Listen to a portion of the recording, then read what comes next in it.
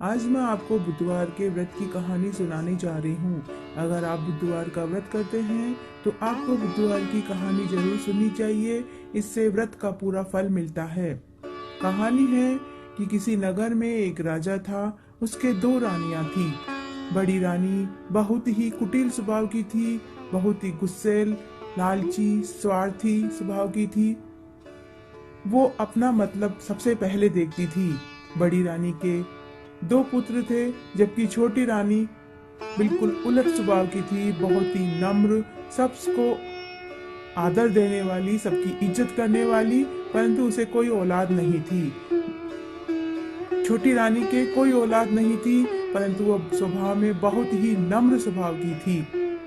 उसके कोई औलाद नहीं थी और वो गणेश जी की पूजा पाठ किया करती थी। हमेशा गजानन जी, गजानन जी, गजानन जी बोला करती थी। बड़ी रानी राजा को किसी न किसी कारण के लिए वो अपने पास ही रोक लेती थी। छोटी रानी के पास वो जाने नहीं देती थी। कभी वो कहती थी बच्चे की बुखार है, कभी किसी और वजह से वो राजा को अपने पास ही रोक लेती थी। वो छोटी रानी के पास जाने नहीं देती थी। एक बार की बात है कि राजा अपने नगर से दूसरे शहर में जा रहे थे, तो उन्होंने बड़ी रानी से पूछा कि उन्हें दूसरे शहर से कुछ सामान मंगवाना है। तो बड़ी रानी ने बहुत लंबी चौड़ी लिस्ट दी और खाने की, पीने की, अपने बच्चों के लिए, खुद के लिए सोने चांदी, कपड़े, गहने, सब कुछ उस लिस्ट में लिखकर दे दिया। जब राजा छोटी रानी के पास पहुंचे कि आपको भी नगर से कुछ मंगवाना है, तो छोटी रानी कुछ नहीं बोली, सिर्फ गजानन जी बोल रही थी। तब मंत्री ने कहा कि महाराज, छोटी रानी कभी कुछ अपने लिए नहीं मंगवाती है, तो क्यों नहीं हम उनके लिए गणेश जी की एक छोटी सी प्रतिमा आते समय ले आए। तब राजा ने कहा, हाँ मंत्री, आप याद रखना, मैं भूल जाऊं तो भी आप याद रखना। इस प्रकार राजा नगर को चले गए। जब वो वापस लौट रहे थे तो बड़ी रानी ने जो लिस्ट में सारा सामान दिया था वो तो राजा ने सब कुछ खरीद लिया, लेकिन छोटी रानी के लिए वो गणेश जी की प्रतिमा लेना भूल गए। अचानक से मंत्री को याद आया और उन्होंने राजा को याद दिलाया। राजा ने कहा, हम तो भूल ही गए हैं रानी के लिए प्रतिमा लाना। तभी अचानक उन्होंने देखा कि सड़क के किनारे एक मूर्ति बेचने वाला बैठा था। उसके पास सभी देवी देवताओं की मूर्ति थी। तब राजा ने मंत्री को आदेश दिया कि आप जाइए, वहां से एक सुंदर सी गणेश जी की प्रतिमा लेकर आ जाइए। तब मंत्री वहां पहुंचा और पीतल की बहुत सुंदर प्रतिमा जो गणेश जी की थी वो लेकर आ गए। इस प्रकार राजा अपने महल में आए और जो बड़ी रानी ने जो सारे सामान मंगवाए थे वो उनको दिए, और छोटी रानी ने जो गणेश जी की प्रतिमा मंगवाई थी, या उन्होंने तो नहीं मंगवाई थी, लेकिन जो राजा लेकर आए थे वो उन्होंने छोटी रानी को दे दी। छोटी रानी ने गणेश जी की प्रतिमा देखकर बहुत प्रसन्न हुई और उन्होंने उसे पूजा के स्थान पर स्थापित कर दिया।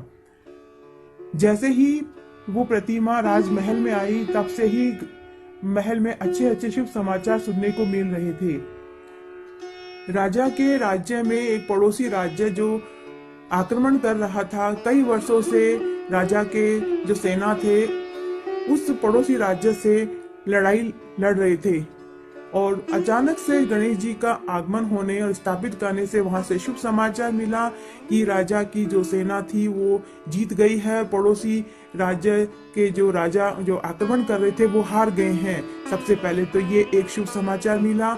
उसके बाद उस राजा के राज्य में पानी की बहुत कमी थी। अचानक से उनको समाचार मिला कि सारे जलाशय, तालाब, बावड़ी, कुएं सब पानी से भर गए हैं। पेड़ पौधे पर फूल और फल उग गए हैं और बहुत अच्छी फसल हुई है। 3 महीने बाद ही रानी को भी गर्भ ठहर गया। इस प्रकार से जब से गणेश जी को स्थापित किया है, तब से अलग अलग जगह से अच्छे अच्छे शुभ समाचार सुनने को मिल रहे थे। राजा भी बहुत खुश हुए छोटी रानी से। जब बड़ी रानी को पता चला कि छोटी रानी को गर्भ ठहर गया है, तो उससे तो काटो तो खून नहीं। अब वो सोच रही थी कि ये तो बहुत गलत हो गया है। जब से ये गणेश जी स्थापित हुए हैं तब से कुछ न कुछ अच्छा हो रहा है। तब बड़ी रानी ने अपनी दासी और बांदियों से कहकर छोटी रानी के यहाँ से गणेश जी की प्रतिमा को उठाकर लाने के लिए कहा। 4 दासियां छोटी रानी के पास पहुंची। एक दासी तो गणेश जी की प्रतिमा को ढूंढने में लग गई, 2 दासियां छोटी रानी से बातों में लग गई और चौथी जो दासी थी उसने वो गणेश जी की प्रतिमा चोरी कर ली। चोरी करके उन्होंने महल के ही कुएं में उसको डाल दिया। रातों रात ही वहां पर एक बहुत ही बड़ा सा पेड़ उग गया। उस पेड़ में एक बहुत ही सुंदर सोने का फूल, सिर्फ एक सोने का फूल उसमें उग गया। सुबह उठकर जब सबने देखा तो सब उस फूल को लेना चाह रही थी।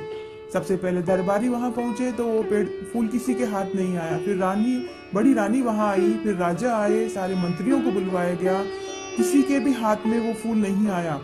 अचानक से सबने छोटी रानी के वहां न होने का बोला तो सब राजा ने छोटी रानी को बुलवाया। जैसे ही छोटी रानी वहां आई उसने अपनी झोली फैला दी और फूल अपने आप टूट कर छोटी रानी की झोली में आ गया और वो वापस से गणेश जी की प्रतिमा में बदल गया। राजा को बड़ा आश्चर्य हुआ कि ये वही प्रतिमा थी जो वो कल ही शहर से लेकर आए थे। तो उन्होंने रानी से पूछा कि ये प्रतिमा इस कुएं में किस प्रकार आई। तो छोटी रानी ने अनभिज्ञता जताई, बोला कि मुझे कुछ नहीं मालूम कि ये गजानन जी की प्रतिमा इस कुएं के अंदर कैसी आई। तब जो वो प्रतिमा थी गजानन जी की वो एक गणेश जी के रूप में प्रकट हो गई और साक्षात गणेश जी के रूप में प्रकट होकर उन्होंने कहा कि जिसने भी ये कार्य किया है या तो वह स्वयं बता दे, अन्यथा फिर हम बता देंगे। बड़ी रानी ने फिर भी नहीं बताई, लेकिन बड़ी रानी शर्म से झुकी जा रही थी। उसे अपनी गलती का एहसास था लेकिन वह बोल नहीं पा रही थी। तब गणेश जी की कृपा से कुएं के पानी के अंदर वो सब कुछ दृश्य राजा को, दरबारी मंत्रियों को वो दिखाया गया जो बड़ी रानी ने की थी। बड़ी रानी ने किस प्रकार अपनी दासी बांदियों को भेजकर छोटी रानी के कमरे में भेजा, वहां से कैसे प्रतिमा चुरा कर किस प्रकार इस कुएं के अंदर फेंका गया, वो सारा कुछ उसमें दिखाया गया। तब राजा को वो सारा आभास हुआ। राजा ने बड़ी रानी को दंड दिया और बड़ी रानी और उन सभी दासियों को उस नगर के बाहर एक जो पुराना किला था वहां पर रहने का आदेश दिया और उस प्रकार गणेश जी भगवान अंतर्धान हो गए। सबने गणेश जी भगवान को हाथ जोड़कर नमस्कार किया और राजा ने अपने ही महल के अंदर एक बहुत सुंदर गजानन जी का मंदिर बनवाया और उसके अंदर उस प्रतिमा को स्थापित किया और पूरे नगर में ये ढिंडोरा पिटवा दिया गया कि सभी बुधवार का व्रत करेंगे, कहानी सुनेंगे।